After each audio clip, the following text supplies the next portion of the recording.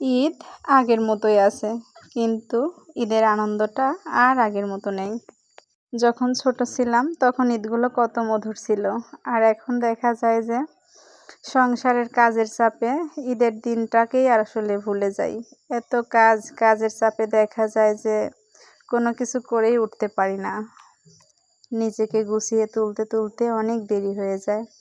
আর আগে ঈদের দিনে সকালবেলা উঠেই মেহেন্দি যদি একটু বাকি থাকতো তাহলে নিতাম। রান্না বাড়ার তো কোনো টেনশন নাই, ঝামেলা নাই।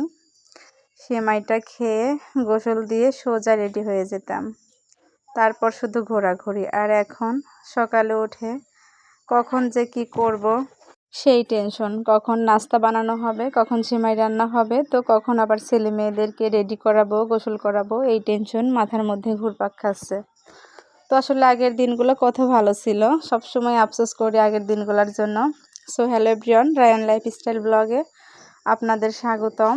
আসসালামু আলাইকুম, সবাই কেমন আছেন? আলহামদুলিল্লাহ, আমি আমার পরিবারকে নিয়ে অনেক ভালো আছি। দেশ ও দেশের বাইরে এই মুহূর্তে আমার ভিডিওটি আমার যে সকল ভাইরা আপুরা দেখছেন সবাইকে জানাই ঈদ মোবারক, ঈদ মোবারক। সবাইকে ঈদের অনেক অনেক শুভেচ্ছা রইল। আর এই যে আমার সেমাই রান্নাটা হয়ে গেছে।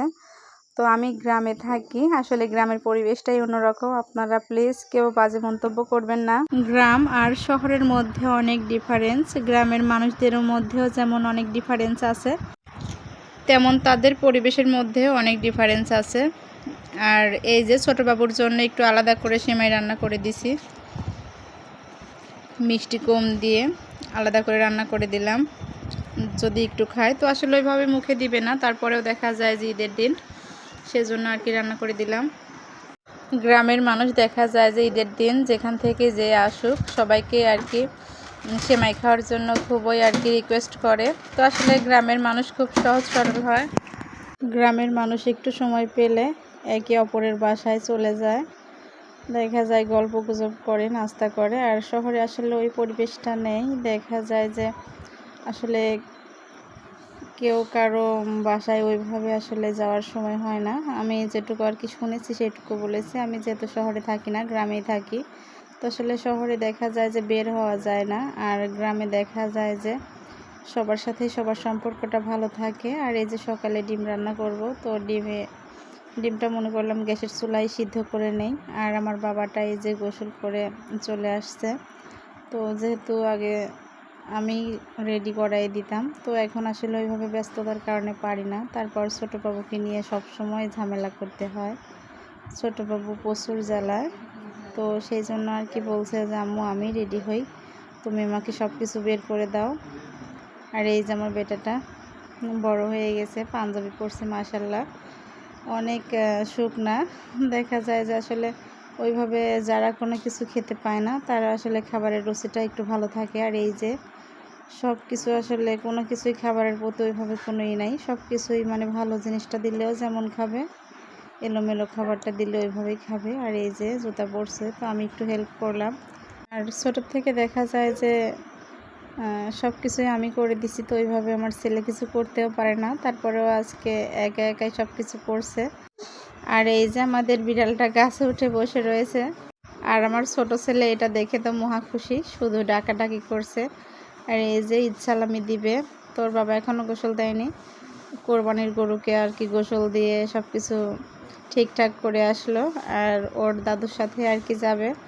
তো এই যে ছোটো বাবুর আসলে অল্প টাকা হোক, তারপরে দেখা যায় অনেকগুলো দিলে একটু খুশি হয়, সেই জন্য আর কি ব্যাংকে থেকে 2 পেটি আর কি 200 টাকার নোট নিয়ে আসছে। শুধু যে ঈদ সালামি দিবে সেই জন্য নিয়ে আসছে তা কিন্তু না, সে ব্যবসা করে। তো আমি বলছিলাম যে 200 টাকার নোট অনেকগুলো নিয়ে আসো, তো আমাকেও দিবে কিছু। তো এই যে ছেলেকে দিল, তার বাবাকে দিল, আমি ভিডিও করতে পারিনি ওইটুকু সময়। ছোটবেলায় দেখা যায় যে অল্প কিছু টাকা পেলেও অনেক খুশি থাকে সবাই, তো আমরা আসলে ওইভাবে খুশি ছিলাম ছোটবেলায়। তো এখন তার চেয়ে 100 গুণ বেশি টাকা দিলেও এখন ওইভাবে খুশি হই না। তো আসলে ছোটোকালের দিনগুলো অনেক মজার ছিল। আর এই যে আগের দিন রাতেও আর কি বৃষ্টি হয়েছিল, তো সব জায়গায় শুধু কাদা। আর এই যে আমাদের বাড়ির পাশেই মাঠ, ঈদগাহ মাঠ, আসলে বেশি ফাঁকে না, বাড়ির থেকেই দেখা যায়। আর এই যে ডিম রান্না করা হয়েছে, ডিম ভুনা। আর এইদিকে এই যে একদিনের কষাইগুলো সব রেডি। তো আসলে খাবার খেয়ে এমনিতে শুরু করে দিয়েছে। আর দেখা যায় যে কোরবানি ঈদে সবারই একটু ঝামেলাটা আসলে বেশি থাকে, রোজার ঈদে ওইভাবে অত ঝামেলা থাকে না, ঝামেলা হয়ও না।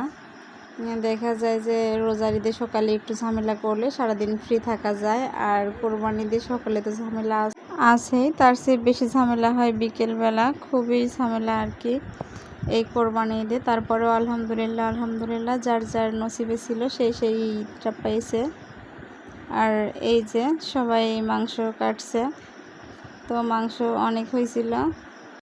আর এই যে আমাদের মাংস কাটা প্রায় কমপ্লিট। আর আমি জানালা দিয়ে আসলে ভিডিও করছি, ওইভাবে ওই পাশে যাই নাই, তো ফোনটা রেখে দিছিলাম জানালার পর, তো অনেক ভিডিও হয়ে রয়েছে। আর এই যে বৃষ্টি চলে আসছে, আল্লাহ তাআলার রহমতের বৃষ্টি দিয়েছেন। তো মাংস কাটা প্রায় শেষের দিকে, আর অল্প একটু ছিল, তখনই আর কি বৃষ্টি হয়েছে। তো আসলে বৃষ্টির দিন, তারপর এতগুলো মাংস ভাগ করা সমান ভাগে আসলে কষ্টসাধ্য হয়ে ওঠে। আর এই যে একটু বৃষ্টি কমে গেছে, এইগুলো হচ্ছে হাড়ের মাংস, আর ওইগুলো হচ্ছে সলিড মাংস। আর এই যে বৃষ্টি হয়েছে, তো পরিষ্কার করে আমার শাশুড়ি এই যে চুলায় উঠাই দিয়েছে। তো ছোটো বাবুকে নিয়ে আসলে ওইভাবে কাজ করা সম্ভব হয়ে ওঠে না, খুবই কষ্ট হয়। আর এই যে আমার শাশুড়ি মাংসটা রান্না করবে, তো আমি ওই যে বাবুকে নিয়ে একটু মানে ঘোরাফেরা করছি, তো কিছুতেই চুপ করে থাকে না, শুধু ঝামেলা করে। আর ছোট ছেলে মেয়েদেরকে নিয়ে ঝামেলা আসলে একটু বেশি করতে হয়। আর এই যে ছোট ছেলে মেয়েরা কত মজা করছে। আর এই পাশে গ্রামের লোক আসলে দুই ঈদেই রাতে সিরনি দেয়, খিচুড়ি সিরনি। আর এই পাশে সবাই খিচুড়ি সিরনি করছে, আর ছেলে মেয়েরা এই পাশে এই যে বোম ফুটাচ্ছে, বাজি ফুটাচ্ছে। তো আসলে এইভাবেই ঈদটা কাটলো। তো আমার ভিডিওটি আপনাদের কাছে যদি কোথাও কোনো অংশ ভালো লেগে থাকে, তাহলে প্লিজ লাইক দিয়ে কমেন্ট করে আমার পাশেই থাকবেন। আর যদি বেশি ভালো লেগে থাকে তাহলে সাবস্ক্রাইব করে দিবেন। তো আজকের মতো এখানেই বিদায় নিতে চাচ্ছি। আল্লাহ হাফেজ।